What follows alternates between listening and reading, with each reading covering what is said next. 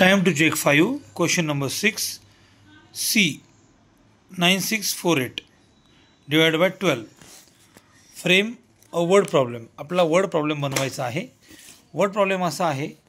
Krishu had 9648 coins in his piggy bank. He wanted to distribute these coins equally to all his 12 family members equally.